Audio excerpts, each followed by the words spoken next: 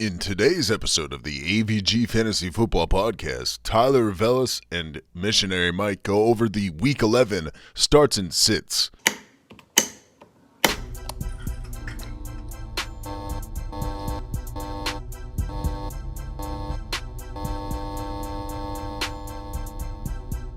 Yeah, except the trade-off. Welcome to the AVG Fantasy Football Podcast. We're talking start sits for Week 11. My name is Missionary Mike, and I'm here with my boy, and he's also ya boy T, Tyler Revelis. Get a round of applause for this guy. We're going start sits for the quarterback, running back, wide receiver, tight end, and then some defensive positions. All that good stuff, giving you an idea. These are kind of fringe players, not so much like very obvious ones. You know, there's certain players where you're like, should I start them? Should I sit them? These guys fall into that category, so we will help you out. As always, go and check out the YouTube channel. Hit that subscribe button. If you're listening to audio, leave us a rating and review. It helps us out big time. Sorry for the not having the last episode on YouTube at all because You forgot to hit record. No, we had some technical errors, but it was not my fault. Got to the end of the episode, wasn't recording, so I'll leave it at that. But we have it recording right now, and I'll be watching it, making sure nothing stops. No errors this time. But do you want to get into it? Yeah, and before we do you like doing some prop? Player some props? plays? Some player props? Because I do. Yeah. I love it, dude. Like what? Hey, do you think, I don't know, you think Cooper Kupp's going to get over 90 receiving yards? It's at like 100 now. They switched it. Think Cooper Kupp's going to get over 100 receiving yards? Exactly. I don't know. You think a Bear's going to shit in the woods? Exactly. I mean, I don't know, dude. I do. You know, if I like to do that thing, I'd probably go to Underdog Fantasy. Use promo code AVG, and they match you up to $100 on your first deposit. That's where I'd be going if I wanted to do something like that. But yeah, if they had something like that, it would be awesome. Yeah, and they actually have like the it's pretty cool. It's called Rivals, where you can just go against this player, and they actually put like a spread on each player. So you could do, Tom Brady versus Cam Newton rushing yards, and they'll like add 35 rushing yards to Tom Brady. Cam Newton's like minus like 75 rushing yards. Basically, yeah. Well, they just do plus, so they'll add, yeah. But yeah, you can do that. It's actually pretty sweet. Promo code AVG. VG. Yes. Very good. But yeah, let's get into it though. Go and check that out if you would like. Let's go into the quarterback position. First off, we're going to start with our boy Killer Cam Newton, back with the Panthers. He's got the starting role. What do you guys think? When I say guys, I mean just Tyler. I mean, I don't know. I'm drinking the Kool-Aid on this one. I'm going to buy into it.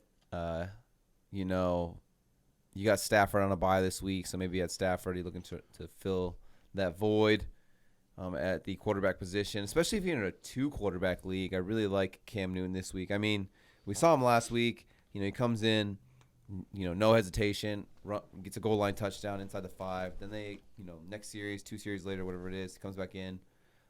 They do a trick play where it looks like he's going to run again, but he turns around and throws it to Robbie Anderson for a touchdown. So, obviously they're utilizing him and his skill set, in this offense. And he's got weapons. You got DJ Moore, you got Robbie Anderson, the rookie Terrace Marshall. And this also helps when you have a guy like Christian McCaffrey out of the backfield that you could just dump the ball off to. But, I mean, if you saw him after he scored, Cam was like, I'm back.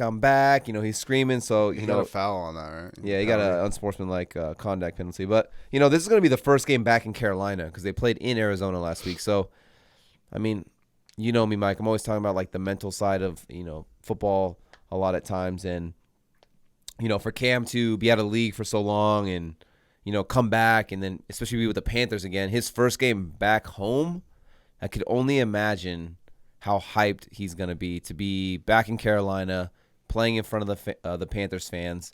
And I do expect him to ball out. And, he gives you that safe floor in terms of the rushing. So, yeah, I like it. And then Washington football team, defense not very good. Chase Young tore his ACL. Chase Young's out, tore his ACL. Washington football team, they've allowed the second most passing touchdowns and the third most passing yards two opposing quarterbacks. I know, like I said, Cam Newton's arm isn't what it used to be back in the day, but he does have some weapons. And like I said, when you have Christian McCaffrey out of the backfield, it just makes the quarterback's job that much easier. And most fantasy points per game to the quarterback position. Yeah. In the league. So, yeah, I like Cam Newton this week. I'm streaming him in a couple leagues. Like I said, where I had Stafford, I went and grabbed him off the waiver wire. And yeah, hopefully I'll be dialing up Cam Newton this week. Maybe you picked him up instead of playing Matt Ryan. Yeah, who would do that? Yeah. Who would play Matt Ryan? Let's move on to the next quarterback. You all good on this Cam Newton talk? Yeah. I like it. I like Cam Newton this week. Let's go on to our boy Joey Burrow. Joe Burrow, just been absolutely murking it this year. His boy Jamar Chase has really helped him out. Him figuring out how to slide maybe helps him out too, preventing himself from getting injured. I mean, yeah, having Jamar Chase obviously helps, but when you have guys like T. Higgins, who's a stud as well, and then Tyler Boyd, just a savvy veteran wide receiver as well. But they're coming off a bye. This week they're going to be against the Raiders in Las Vegas. Burrow's been pretty solid for the most part throughout the season. He's had 2 to 3 touchdown passes in every single game, minus Week 9 against the Cleveland Browns, where they blanketed him and they shut him out. He's been playing pretty good this year too, 5th best completion percentage and the 7th best QB rating so far through the season for qualified quarterbacks. And if you just watched that game last week, the Raiders just got shredded by Patrick Mahomes. And I know it's Patrick Mahomes and the Chiefs offense, but they had been struggling for a while, and the Chiefs offense finally got back on track against this Raiders pass defense. So I'm expecting the Bengals to kind of like look at the film and see what the Chiefs did and how they were successful in the passing game and just kind of emulate that. You always hear the term, it's a copycat league. So I'm expecting them to copycat the Chiefs game plan here and just shred the Raiders pass defense. So yeah, give me some Joe Donkey. Yeah, shred the Raiders like cheese. No, yeah, Joe Burrow's a solid play. You got to start that man. Yeah. Yeah, I'd be super hyped if I starting Joe Burrow this week instead of Matt Ryan. I didn't play Matt Ryan. I wouldn't do that. Let's go on to the next one. Here we got your boy. Do you like lying? Do you feel good lying to the people? No, I don't lie. I've never lied to everyone. Or you feel good lying to yourself? Bro, we're talking Dynasty. It's a different thing. I claim for next year, okay? It's called strategery.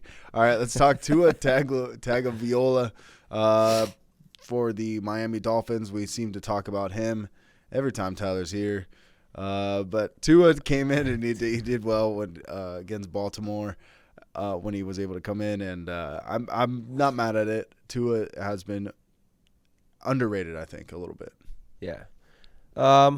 So Tua comes in last week on Thursday night against the Ravens after halftime, and he gets you 12 points in one half. So, I mean, obviously, if you're going to try to average that out, 24 points is what you would be thinking that he could have got right there. He's only played 4 games where he's actually started and finished the game. He's had over 20 points in 2 of those 4 games. The other 2 were some pretty tough matchups, one against the Buffalo Bills, who have, I think, the number 1 defense against quarterbacks right now, and the other one against the New England Patriots, which are, you kind of just saw it on Thursday night against Matt Ryan. The Patriots defense is one of the better defenses in the NFL. So in 2 games against tough defenses, he didn't fare out too well, but in 2 games against subpar defenses, Tua has put up over 20 points in each of those games. And this week he plays against the New York Jets in New York. Their defense, not very good at all. They've allowed the second most passing yards per game to quarterbacks. And since their Week 6 bye, the New York Jets have allowed 20 or more points to the quarterback position in all 4 of the games they've played. So, yeah, their defense, not very good. So, yeah, I'm expecting Tua to come out and have a good game here against the New York Jets. Yeah, I like it. Especially, I like another Dolphins player, too. Yeah. Foreshadowing. Sneaky. I see what you did there. Foreshadow. Actually, we have a lot, actually. Let's go on to the next one. Here we got our boy Kirk Cousins, the boy in purple. Word on the street is Kirk Cousins, huge arm. Are we starting that man this week? I'm going to be sitting that boy. Sit that boy. Sitting that boy, Kirk Cousins. They're at home against the Packers this week. I do like Kirk Cousins. He's been playing pretty efficient. I was looking at some stats the other day, and there's a stat on one of these websites. It's called like money throws or like big time throws. And actually, Kirk Cousins was number one. He leads the league in like money throws basically. So basically, It's like a dime basically, you know. So he has been playing some good football here, but I don't like him in this matchup against the Packers. It's kind of crazy because the Packers lost their best corner, Jair Alexander. I believe he's out for the season, but he's one of the best cover corners in the league. But the last 3 games, these are the points that the Packers have allowed to opposing quarterbacks. 6 points, 10 points, and 9 points. That is not very good. And the quarterbacks that the Packers have played in those 3 games, Russell Wilson, Patrick Mahomes, and Kyler Murray. I mean, those are 3, top-tier guys. Obviously, maybe you give Russell Wilson a mulligan because, he's coming off the finger surgery or the hand surgery. But, I mean, Patrick Mahomes and Kyler Murray, just limiting those guys to 10 and 9 points. Yeah, it doesn't get me hyped to start a guy like Kirk Cousins who, even though he's playing good, he's not in that same tier to me at least, as a Kyler Murray or a Patrick Mahomes. So I'd be fading Kirk Cousins this week. Yeah, it's interesting. I mean, the Vikings do play at home this week, so it's an interesting call with a high over-under, and I like it. You got to make those what are they called? Bold calls. Yeah. Yeah. Kirk Cousins, sit that boy. Let's go on to another boy we're going to sit. It's our boy Trevor Lawrence. Sunshine. You don't like Trevor Lawrence this week? Yeah, against I don't. The Niners defense. Yeah, it's just tough. I mean, I know he's a rookie, and I guess you go through those rookie struggles, transitioning from the college to the NFL. But I mean, in 9 games so far this season, he's only had 1 game over 20 points. I'm trying to pull up some stats right here on my phone if it would stop freaking out over here. But yeah, I mean, I know, like I said, it's a rookie thing. But I mean, we saw Herbert come out last year as a rookie and just light it up. So I just don't understand what the problem is here. Is it Urban Meyer? Is it the offense? Is it the plays? I mean, Laviska Shenault's a guy, you need to get him the ball in space. They're just not. Obviously losing ETN for the year hurts. Losing DJ Chark for the year hurts. But, I mean, you still got Marvin Jones who's, accustomed, or he's familiar, I guess is a better word to say. He's familiar with the offensive system because it's the same offense that he played with back in Detroit with the Lions. So I just don't understand what it is with Trevor Lawrence and this passing attack, especially when their defense is subpar. They're in more game scripts where they need to be throwing the ball, and he's just been all over the place. I mean, it really is all even his attempts. His completion percentage, it's all over the place. Yeah, and it's just, I mean, we just saw San Francisco, basically shut down the Rams offense on Monday Night Football. And, Rams offense, one of the best offenses in the NFL.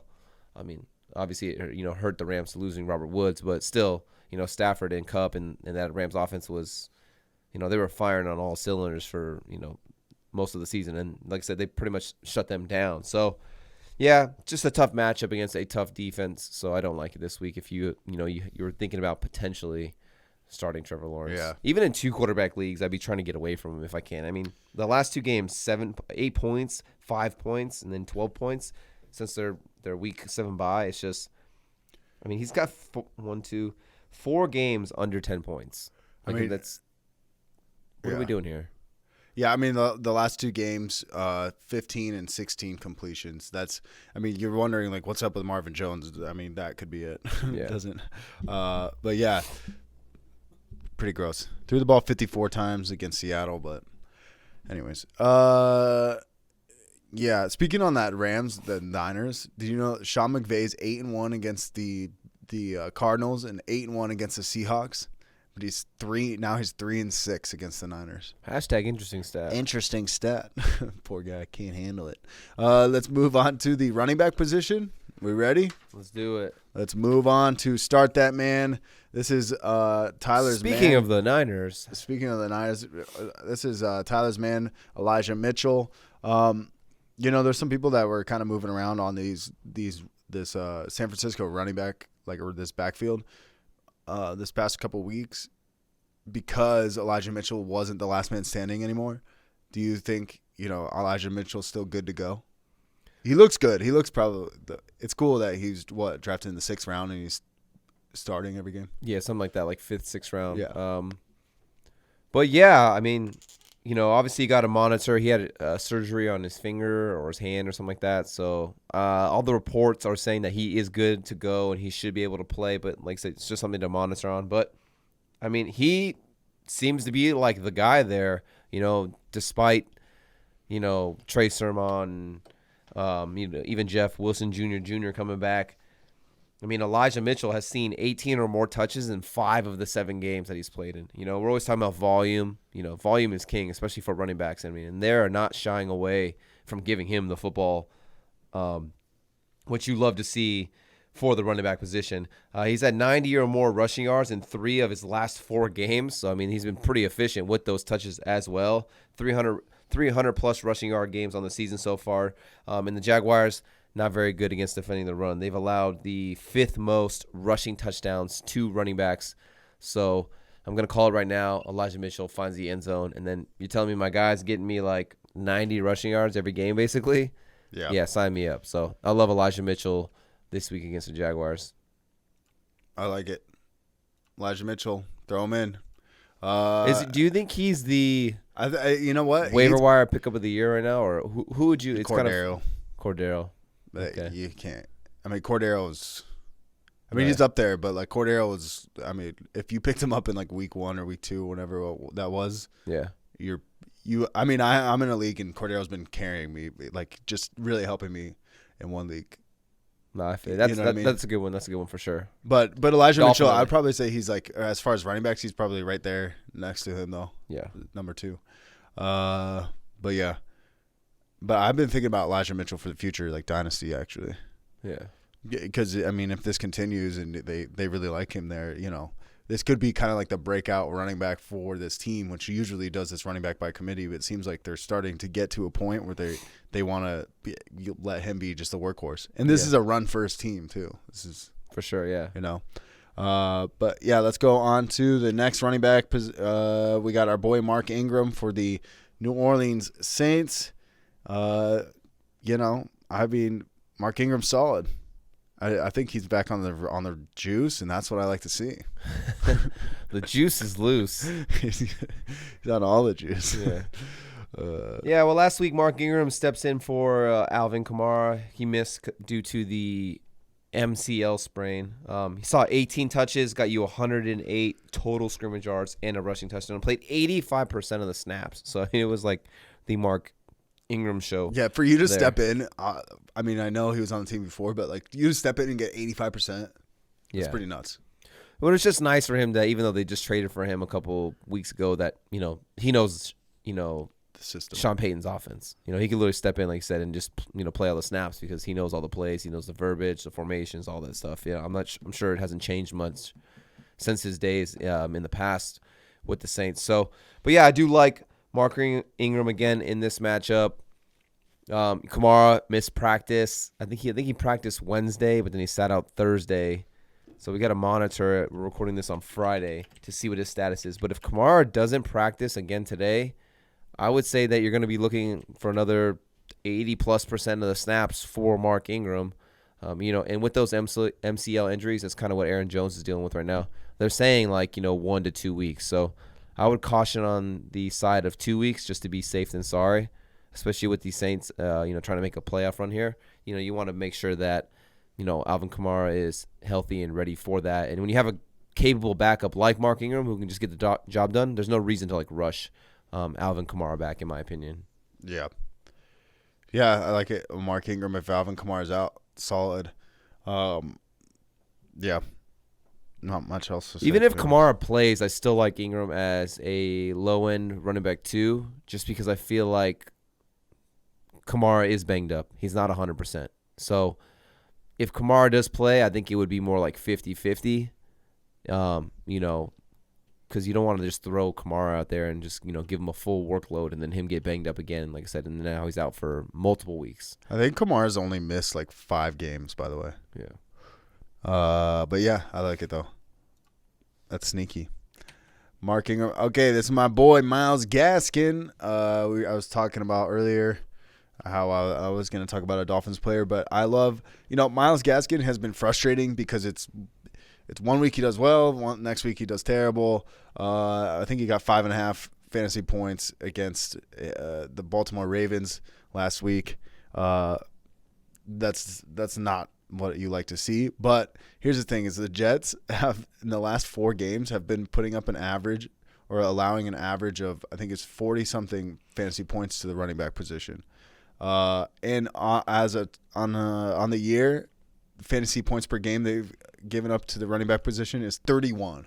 So it's literally the worst rush defense, it seems like, for at least for fantasy in the league. So I would assume Myles Gaskin, if the Dolphins know what they're doing, which who knows, but if they have the right game plan, then they will run the ball and Myles Gaskin will be their guy. So yeah, I just love the matchup mostly. I'm not as longevity wise. I don't know how I feel about Myles Gaskin, but this week I'm feeling good. Yeah, definitely. Start that man. Yeah, start that man. I mean, since Malcolm Brown went down and went to IR, it's been the Myles Gaskin show over there for Miami. I mean, 15 or more touches in 4 straight games. I mean, he hasn't been the most efficient with those. But like we were just saying with Elijah Mitchell, volume is king. And as Mike just said, the matchup is money here. So if he's going to see 15 or more touches against a defense that gives it up as Blair, as we say, yeah, I like that. It's like Myles Gaskin falls under the category of one of those players. He's not a for sure start every week, but he's a guy, if you have a good matchup, you definitely make it happen because he can show up and have a pretty big, high, tall ceiling. Let's go into the next running back, though. Let's go into Kenyan Drake. Are you starting Kenyan Drake? Yeah, I'm going to take my shot at Kenyan Drake this week and start that man.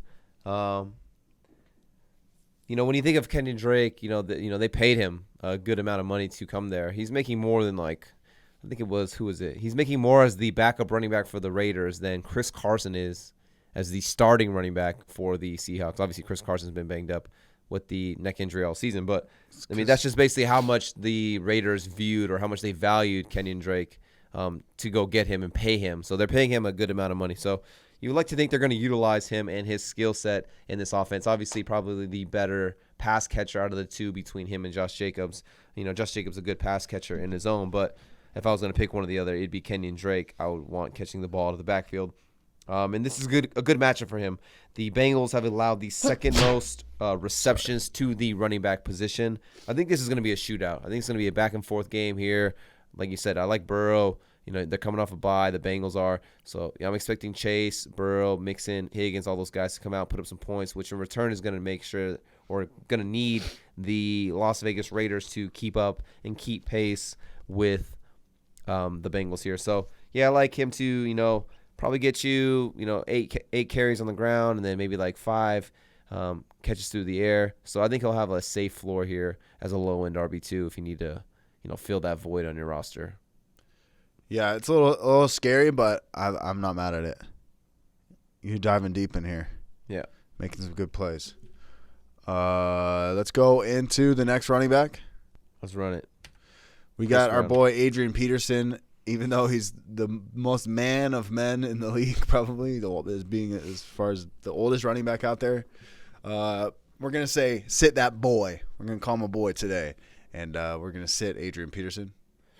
Yeah, so this one it's tough because he's only been playing about 33% of the snaps, 10 carries for 21 yards, falls into the end zone the first week against the Rams. A tough matchup. Last week against the Saints. 33% of the snaps. It's a tough matchup as well. 8 carries, 21 yards. Tough matchup, like Mike said. No touchdowns. So some bad games here. This is a good matchup against the Houston Texans. So I am a little worried about, sitting him, because could this be the game that he comes out and he hasn't, hey, this is AP. Oh, yeah, that's AP. That's why he's a a future first ballot Hall of Famer. Potentially, it could be there. But, I mean, Deontay Foreman looks good. So, I'm not expecting him to go away anytime soon. So, it's just, I don't know. It's too many question marks. Running back by committee. The matchup is nice, but I don't know. If I had to pick one, I want to go with the younger guy. I want to go with Foreman and his ability to break off a big run. Does AP come in and get you 12 carries, 40 yards, and a touchdown? Yeah, I think there's a high possibility of that, but I just don't see a high ceiling with Adrian Peterson here in this offense. So, yeah, I'm with you on here. It is a juicy matchup, and I think this will be even like the most telling as to when they have the ability to run against a team. If Adrian Peterson's not the one being used, then we can for sure say for the future, like, okay. Yeah, on a great matchup, Adrian Peterson wasn't the guy. So from now on, we're not going to start him as the guy in these tougher matchups. Yeah. So yeah, I'm with you on that. There's a lot of variables with Adrian Peterson. It is on paper. It does look good though against the Texans. I will say that. Being at home too. Yeah. Who knows? Game script. Yeah, that's a tough one. But I'm too many question marks for me as well. Let's go on to the next one here for Sit That Boy. We got our guy Zach Moss.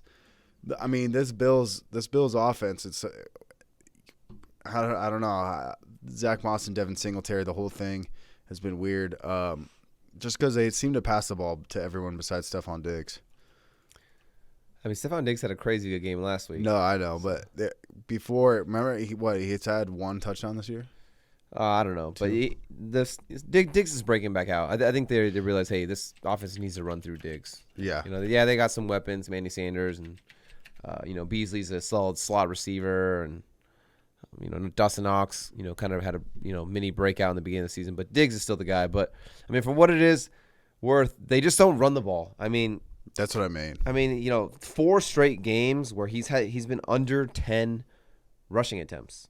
And it's just gross. I mean, he's kind of saved. I don't even want to say saved it, but it's like, 4 straight games, under 10 rushing attempts, 4 straight games, under 10 fantasy points. I mean, I just don't like it. And then you got Singletary there. You still got Josh Allen who could snake a goal line touchdown. So it's like, even if he falls into the end zone, I mean, last week he got you 7 for 27 and a touchdown. It's still only got you 8.7 fantasy points, so it wasn't like, he got a touchdown to save the day. No, he still had a bad game. When you have your players score a touchdown and you're still under double digits, it's not good. Yeah, that's rough. So I'm with you on that one. Sit Zach Moss. Yeah. Let's go on to the wide receiver position. Let's run it. Okay. Let's move on to start that man. We got our boy Brandin Cooks, the Houston Texans wide receiver. My most favorite tweet of the year probably is when Mark Ingram went to the Saints and Brandin Cooks said, "What the fuck?" So this is some bullshit. Oh yeah, this is some bullshit. That's my favorite. But yeah, start that man, Brandin Cooks against the Tennessee Titans. This is the game of the year or what for Brandon? Nah, I mean, you just, let's go, Brandon. We're talking about volume here in terms of, he's like their only offensive weapon. It really is. That's him. Yeah, you know what? It's Phillip Lindsay is just like, what? I mean, I don't know what they're doing over there with the Texans. I'm not expecting Brandin Cooks to be there next year. I mean, obviously, they got the Deshaun Watson drama still going on. I don't expect Deshaun Watson to be there, obviously, next year either. I don't think any of us do. But, yeah, it's this offense. I don't even want to say through the air because just in general, this offense moves through Brandin Cooks. I mean, he's got a 30% target share on the season. That's the 4th most in the NFL. So, I mean, you love seeing that. He's ranked 10th in targets, and he's tied 6th in receiving yards, or he's tied 6th in receptions. Sorry. He's got 57 receptions. So, so he's seeing 30% of the targets from that's crazy. The offense. And this is good because the Titans have allowed the most receptions to wide receivers, and they've allowed the most receiving yards to wide receivers. So, yeah, dial up Brandin Cooks this week. I think he's got top 10 upside in a money matchup. And the game script is, they should be down against the Tennessee Titans, so they should be passing to keep up and catch up. So More targets for Brandin Cooks equals more fantasy points for my fantasy team. Dude, and most fantasy points per game to the wide receiver position, and the second most touchdowns to the wide receiver position. Do I trade you a first for Brandin Cooks right now, Dynasty? No. Do we making a trade live on the air? No. Quit trying to trade me. Bro. Because I know what you're doing. What? 2 first-round picks. You're trying to pull my pants down. 2 first-round picks, dude. No. See, dude. 2 first-round picks for Brandin Cooks? Yeah. We can't do this here. Why? We need to have a real discussion. We are having a real discussion. Here. Not on this. Not on this planet? No. On Earth 2. All right. Second Life. Yeah, in the metaverse. In the metaverse. Let's go on to the next one here. We got our boy Hunter Renfrow. Start that man. I think we've been saying it for all season. Pretty much. Especially in PPR leagues, you got to start Hunter Renfrow. After Henry Ruggs, I think he's on vacation or something, but after he's been gone for a while, too soon, forever. Dude. Too soon, dude. Hunter Renfrow has become the guy. So I have a buddy, by the way, who makes like clothes, and he made like he was gonna make like a Raiders thing, but his first design had flames on it. But then after the Henry Ruggs thing, he's like, yeah, I had to reworkshop the. Oh yeah. He's like, yeah, I don't think it's a good idea to sell like Raiders stuff with flames on it. Yeah, maybe not.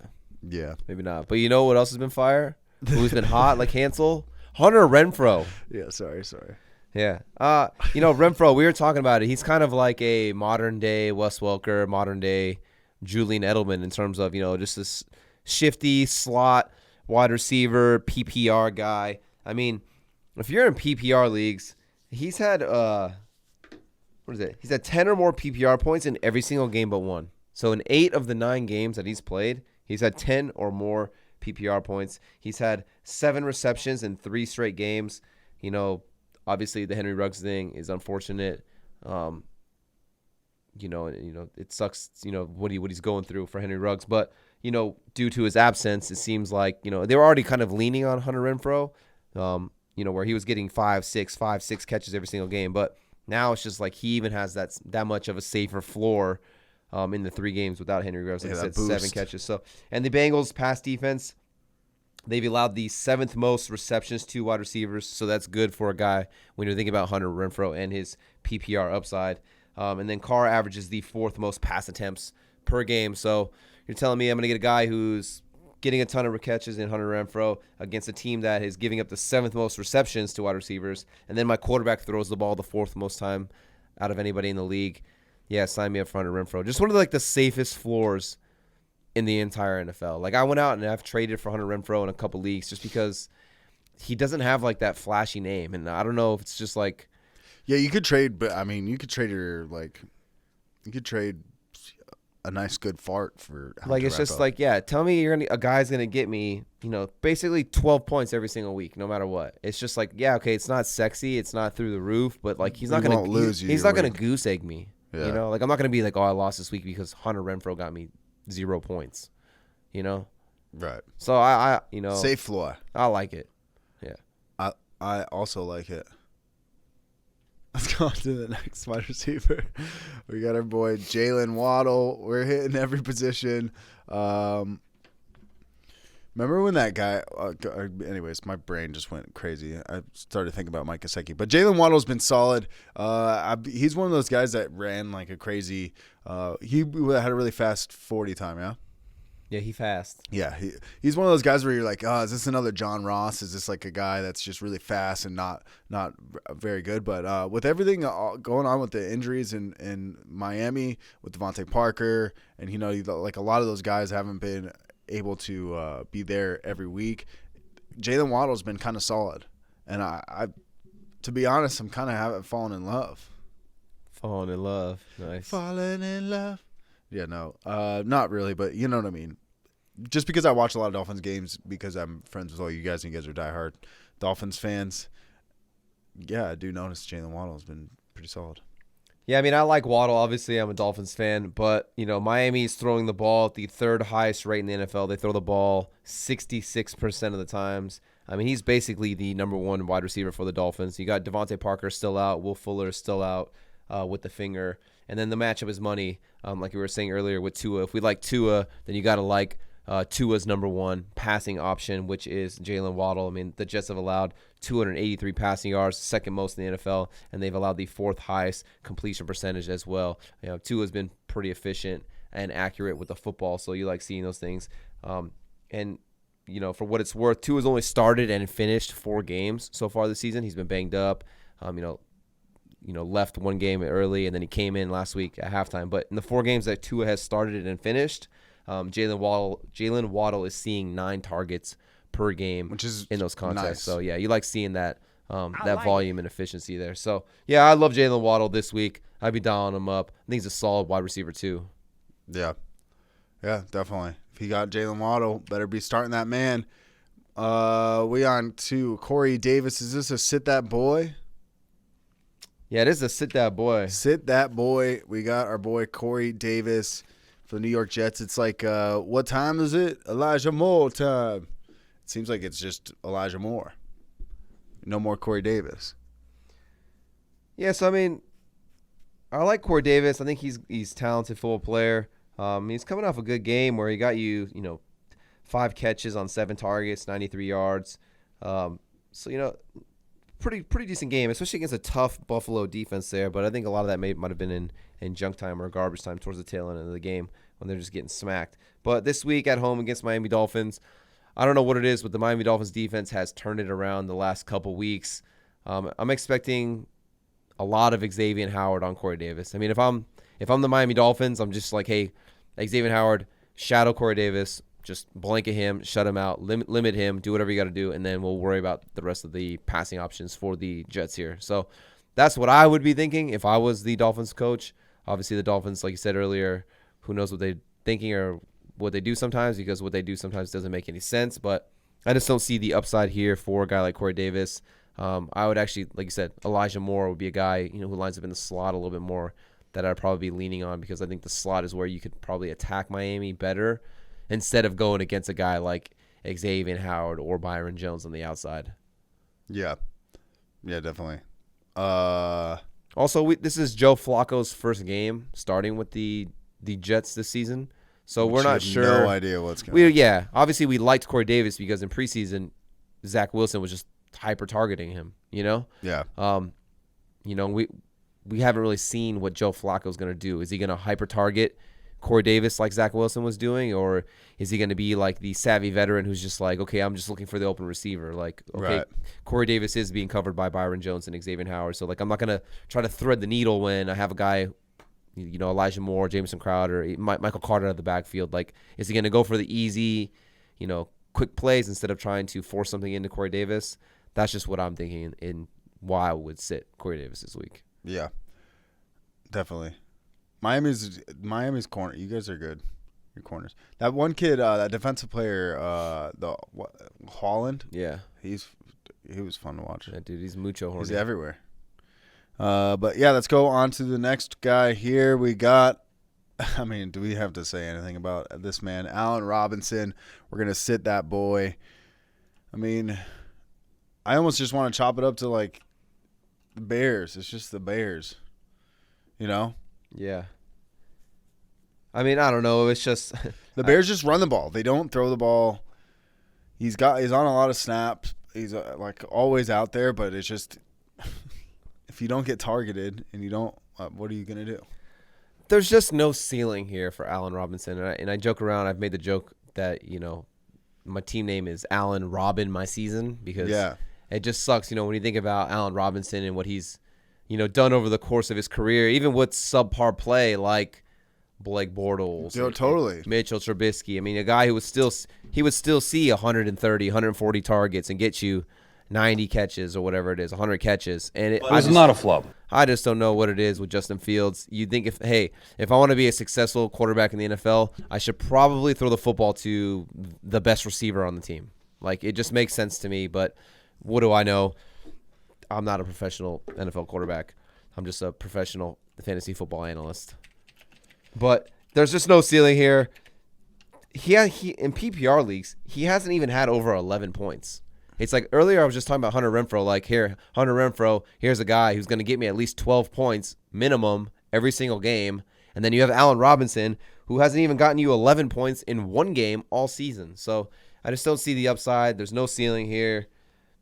Like Justin Fields, for what it's worth, he leans on Darnell Mooney more than he does Allen Robinson. If I'm Allen Robinson, I cannot get out of Chicago faster.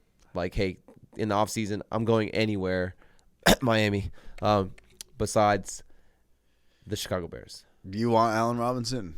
I mean, Will Fuller and Devontae Parker can't stay healthy to save their life, so we gotta get rid of those guys. We need someone who can stay healthy. Just give me someone who can stay on the field. What's the best ability? Availability. And those guys are just never available. So yeah, Miami does need to make some moves, but that would be hot like cancel. I'd be sitting Allen Robinson if I could. Yeah. Let's go on to the tight end position. You ready? Ready for tight ends? Are you ready? I'm ready. Are you sure? I'm super ready. I don't believe you. We're talking about start that man. We got our boy Pat Freiermuth, also known as Heath Miller. The Muth. The Muth. Yeah, I mean, what else do you got to say? His name's Pat. His name's Pat Freiermuth. Dude, that's the same name as our dad. Yeah, the same as my middle name. Pat Freiermuth. I mean, tight end of the year. I mean, do you like it, dude, or what? You're the residential Steelers fan. Yeah, I know. Yeah. We're playing primetime Sunday night against the Chargers. It's in LA, but that's pretty much home field advantage for the Steelers because I don't know. It doesn't matter who the I know he had a rough week this past week with Mason Rudolph at quarterback, but I still think that Pat Freiermuth is a solid play. There just wasn't a lot going on points-wise this past week. We tied at 16 to the Lions. I don't know what happened. The game was weird. I know Pat Freiermuth did have a fumble on one play, but I think he bounces back. Besides that fumble, he's been pretty damn consistent. I mean, yeah, even with Mason Rudolph at the helm for the quarterback position for the Steelers because Big Ben went down to COVID, Freiermuth still saw 9 targets. Yeah. I mean, and as a tight end, if you're telling me I'm going to start a tight end, he's going to get me 9 targets, I'm starting that tight end every single week because we're talking about Jaylen Waddle with 9 targets. It's hard to get 9 targets, especially from the tight end position. Freiermuth's been solid, for the most part. Obviously, he had a down game last week with the fumble, but I mean, outside of that, he's been solid. And he's a big body red zone weapon when they get in close for this offense. Claypool's still banged up, Juju's out. Ebron's there, but I think Ebron's kind of an afterthought for this offense. It's a good matchup on paper for Pat Freiermuth here. The Chargers have allowed the second most receiving touchdowns to the tight end position. Like I just said, when they get in close, they do look for Freiermuth in the red zone. He had that 2-touchdown game back on Monday Night Football a couple weeks ago. So I think he gets back on track. He's getting targeted. Yeah, like me some Pat Freiermuth this week. Yeah. Pat Freiermuth, start that man. He's loose. By the way, in Dynasty, I had him in my taxi squad spot all year, and last week was the first week I decided to pull him out and start him. You gonna start him again this week? Yeah. Nice. Come on, dude. Fuck it, send it in. Fuck it, send it in. Fuck it, send it in. All right, let's go on to the next one here. We got Dan Arnold. Dan Arnold is fully on the juice. Jacksonville Jaguars juiced up. Jan Arnold. Yeah, I mean, we're talking about this has kind of been our low-key tight end we talk about almost every week, but I think Dan Arnold's always a pretty safe start as far as tight end positions go compared to a lot of these guys. You have people reaching and at some weeks playing like CJ Uzoma. Why? Because here's the thing is like sorry. Why? Yeah, but I mean, what are you doing starting CJ Uzoma when you can go and grab Dan Arnold and start him? Yeah. I think I have a secret man crush on Dan Arnold. I think it's just because, when he got traded there, we were talking about him back, like, hey, go grab him. I always say. Dan Arnold was like, you want to fuck with my money, huh? When you go trade for somebody like that, you're obviously going to utilize him. And he's been the go-to guy for them. I mean, in the last 5 weeks, he's led the Jaguars in targets, 60 or more receiving yards in 4 of those 5 games. a safe floor. I mean, the last 3 weeks, 10 or more PPR points, and it's just crazy because he's getting it done. You know, if you're starting him, he's been getting it done for you with a safe floor, and he hasn't even found the end zone yet. So if he finds the end zone, eventually you got to think he will, if Trevor Lawrence could just figure it out. But, I mean, 60 or more receiving yards in 4 of his last 5 games. Just a safe floor for a guy like Dan Arnold, especially for the tight end position. Yeah, I love Dan Arnold. You know, going forward, I think he's a great, you know, you could probably just set it and forget it at this point. I mean, because the numbers are just there. He seems to be Trevor Lawrence's go-to guy that he's leaning on. Like you said, rookie quarterback's best friend. Tight end. Tight end, baby. Because it's reliable. You don't have to worry about, you know, we talk about Dan Arnold. Arnold. A bigger catch window. Yeah, we always say, like, you know, he's not really like a typical tight end. Like, he's basically a Gesicki. He's the Jaguars version of Mike Gesicki. He's just a big body, oversized wide receiver. Mm-hmm. Dan Arnold on 68% of snaps, more than James Robinson. Let's go on to our next tight end position. We got our boy Zach Ertz, and what are we saying? We're gonna say sit that boy, yeah. Yeah, I'm gonna sit this boy. You know, we've been kind of hyping up Zach Ertz this year a little bit. So why are you telling everybody to sit him? It's just because, you know, you got Kyler banged up. We don't know if he's going to play yet with the ankle injury. Colt McCoy's banged up as well. So we could be potentially down to the third string quarterback here. You know, they're traveling to Seattle. You know, I always feel like playing in Seattle is a tough matchup. I like to think that Seattle's defense, or Seattle as a whole, will bounce back after a tough loss to the Packers last week. But, I mean, there's just like no upside there. You know, 3-4 catches every game, but you know, the yardage isn't really there. Like, I'd be playing a guy like Dan Arnold, Freiermuth. You know, obviously, you know, those are why those guys are our starts over a guy like Zach Ertz. So, it just depending on who your options are, I would be trying to find other players to play over Zach Ertz this week. Yeah. Zach Ertz a little bit sketchy. Yeah, I don't like it. Let's go on to the next one here. We got our boy Jared Cook. If you were thinking about Jared Cook starting him, don't. I don't think I ever felt comfortable starting Jared Cook this year. I think someone sent me a trade actually for Jared Cook, and I was like, get this out of my freaking face. I hate this. Yeah, I don't understand. A lot of people were. I think I tried trading somebody. So in one of my leagues, I have Hawkinson and Dan Arnold, and like I said, I just feel comfortable with the safe floor that Dan Arnold's been doing as of late and going forward. So I was like, all right, let me try to sell the name value of Hawkinson. So I went to the guy who had Jared Cook. I was like, hey, you know, I'll trade you Hawkinson, and I can't remember what the trade was, but like Hawkinson and a player for another player, and he was like, oh, I don't need Hawkinson, I got Jared Cook. And in my head, I'm thinking like, what? You feel good playing Jared Cook every week? Like, what? I was gonna give you T.J. Hawkinson. But I just don't like Jared Cook. I mean, you got Donald Parham there, the other rookie tight end, who I think is going to be the future for the Los Angeles Chargers. I mean, if you're in a dynasty league and Donald Parham's out on the waiver wire, or you can get him on a trade, I would definitely be trying to dial up and get him on my team because, you know, him and Herbert going forward should be a nice connection. But, yeah, speaking of Jared Cook, I just don't like it. I mean, under 50 yards basically every single game except for 2.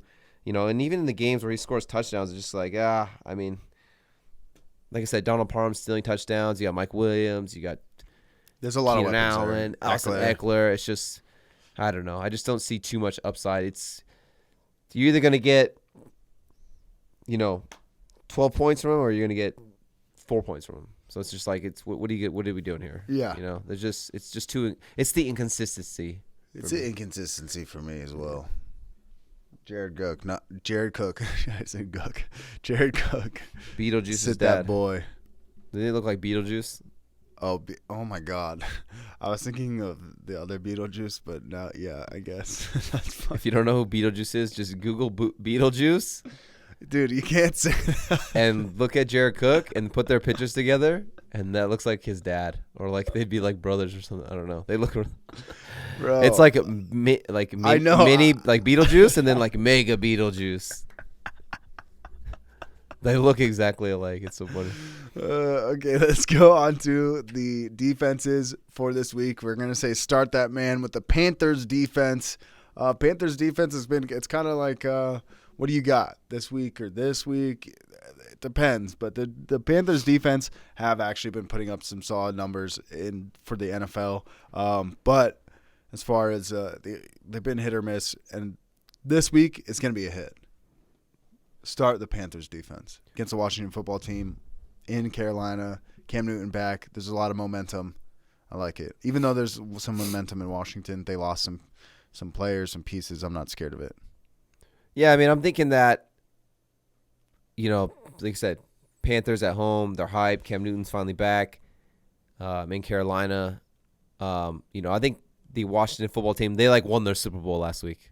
That was it. They beat Tom Brady and the defending champions, and that was their Super Bowl to me, in my opinion. And I'm expecting a letdown game from them, to where they're on the road now. They're coming off the high of winning, and I think this is just a game where against a very stout and stingy Carolina Panther defense. I mean, they have one of the better run defenses in the NFL. Some tough corners. They went out and got Stephon Gilmore, Hassan Reddick from the Cardinals in the offseason. Good linemen, Brian Burns. So, yeah, just a good defense on all three levels on the defensive side of the football. So, yeah, I like the Carolina Panthers this week. I mean, if I'm the Panthers, they have a good defense. They have good weapons. Offensive line is okay. It's they're just missing a quarterback, in my opinion, to be serious contenders in the NFL. And obviously Cam Newton coming back, we like him this week, but I don't think he's the long-term solution. Yeah. If I'm the Panthers, I am selling out to get Deshaun Watson, because if you put Deshaun Watson on this team with those weapons and this defense, I do seriously think that the Panthers would be. They are very close to the would most be serious team, contenders. Yeah. I can't disagree. Let's go on to the next defensive spot. Who are we starting for Week 11? We got Miami Dolphins defense. We got Dolphins. We've talked about Dolphins. The only Dolphins position we didn't talk about is the tight end. And you're starting Gesicki. I wanted to throw Gesicki in there, but I was just dude, we can't talk about the Dolphins in every level of this episode. But the Dolphins playing the New York Jets. I mean, say less. Joe Flacco, first game starting. I like it. Yeah. It's the Jets, dude. I mean, yeah, the Dolphins defense, I know it's division, have been killing it the last two games. 9 points against the Texans, allowed 10 points to just Lamar Jackson and the Baltimore Ravens last week. I'm not sold on Joe Flacco. I'm not sold on this Jets offense. And I don't know what it is. Maybe they're switching the scheme up. Maybe they're switching up. I don't know. They got to be doing something different, because through the first, the first 8 games, I think they had 12 sacks in the first 8 games. And in the last 2 games alone, they've had 9 sacks. So they've nearly matched the amount of sacks they've had in the first 8 games in the last 2 weeks. Yeah, in the last 2 weeks. So wow. They're obviously doing something different. Maybe it's Javon Holland getting on the line, blitzing off the edge, like you said. If you watch that Thursday night game against the Ravens in Miami, the safeties were just blitzing off the edge every single play, it seemed like. So yeah, I like Miami's Dolphins defense. I like the Miami Dolphins defense a lot this week. Yeah, it's a solid play. I don't know what their roster percentage is, but I don't think it's high. Yeah. Okay, let's go on to the next one here. We got the 49ers defense. 49ers kind of totally shutting down the Los Angeles Rams last week. So we're going to say they're going to do it again this week against the Jacksonville Jaguars in Jacksonville. Yeah, I mean, Niners defense looks pretty good. Why do you want to start the Niners defense? Well, I was just going to get your opinion on this one, too. Like you said, they did shut down the Rams on Monday Night Football. It is a short week. They are traveling West Coast to East Coast, and it is going to be hot and humid in Jacksonville. So there are some there's multiple variables there into why, maybe this doesn't work out. But Trevor Lawrence has not looked good, And, the 49ers rush defense, not the best, but not the worst. So it's maybe they could run the ball, but at the end of the day, it's is Trevor Lawrence going to be able to move the football on this defense? I don't know. Trevor Lawrence hasn't looked good at all. So yeah, I mean, if the one guy, what's his name? That safety, I think his name, Jimmy Ward or what? Yeah, Jimmy Ward's one of the defensive backs. Yeah, he picked off. It was him who picked off Matt Stafford twice, right? Yeah, he ran a pick six. I mean, Matt Stafford or Trevor Lawrence, I'm going to go for, it makes sense on paper that Trevor Lawrence will have more errors, as the MLB players would say. Yeah. But yeah, so I mean, I like it. It is, like you're saying, it is a short week, so this is probably more of like a depth play. I would probably start those other defenses over him first, but yeah, I would or over the Niners defense. Yeah, but sure. I still think if you're really looking for somebody, I would start. I don't mind starting the Niners defense. Yeah. It's kind of a deeper reach, is what I'm trying to say. But I'm like blacking out over here. Yeah, no, this is going to be a get-right game for me for this Browns team and the just got defense. destroyed by the they just got Patriots. shellacked against the Patriots in New England. So, it obviously makes things easier to get back on track when you're at home against the Detroit Lions, who are winless. And Jared Goff might not even play. He's been dealing with an oblique strain, so he might not play. So they might get the backup quarterback in for the Detroit Lions, which would only boost David things, Blau. which would only boost things for this Browns defense, in my opinion. Obviously, you got guys like Hawkinson, you got guys like DeAndre Swift, but the receiving weapons, you're not worried about Khalif Raymond. I'm not worried about Amon-Ra St. Brown. I'm not worried about these guys. So, yeah, and the Detroit Lions offensive line banged up. I know their center's been banged up. Left tackle's been out here and there. So, yeah, you get a guy like Myles Garrett. You get Jadeveon Clowney. Yeah, those guys should eat and cause havoc for this Lions offense. So, sign me up all day with the Browns defense. Yeah. It's the Lions. I can't believe we tied them last week. Yeah, dude. That's really rough. But, yeah, that's it for today's episode. That's all we got. That's all she wrote. Is there anything else you want to say before we end the episode? We're making a trade or what? No, dude. Dude, you've never once traded me, but you've traded Minnie twice the other day. Yeah, but we were trading stupid. Dude, whatever, dude. But still, you've traded him twice in one day. How long have I known you for? Like a couple weeks. And we've never traded, not even once, in a couple weeks. In a couple of years, yeah, years. You've never made a trade with me, not once. You just don't trust me, or what? You think I'm trying to like pull something up my sleeve, or? I don't know. I just like it's like Is it because I live with you, dude. That's racist, dude. I don't shit where I eat. You know what I mean? Why would I do that? Because then I gotta wake up every day and look at you. If something goes wrong, I gotta wake up and I go, oh, this fucker. You know what I mean? Well, I don't want that. Why, dude? I want to look at you and be like, damn, like that's my guy. I don't want to wake up and look at you like, oh, that's the guy who took my pants down, and then. Bro, I'm giving you 2 first-round picks. Yeah, but it could. So then you fuck yourself because on who you pick. That's up to you. No, I know, but you just like the way you approach me too. It's like very conniving, very like sneaky, and very like you give off like a weird vibe. Like if I went to buy a car and you were like, "Hey, let me help you," I'd be like, "Yeah, I don't trust this guy." Dude, I'd go to the next guy, probably like a girl, maybe. Dude, first of all, that's racist and that's sexist at the same time. How's that racist? Dude, because I'm brown. You look You look more white than I do on this camera right now. Dude, you got some sun or what? I did get some sun. I was doing manual labor. They call it a manual labor. They call you Manual Mike. They call me Manuel Labor. But yeah, that's it for today's episode. If you want any more information, go check out all of our social media links. If you think Mike should trade me, hit the like button. If you think Mike should trade me, hit the like button. If you think he shouldn't trade me, hit the dislike button.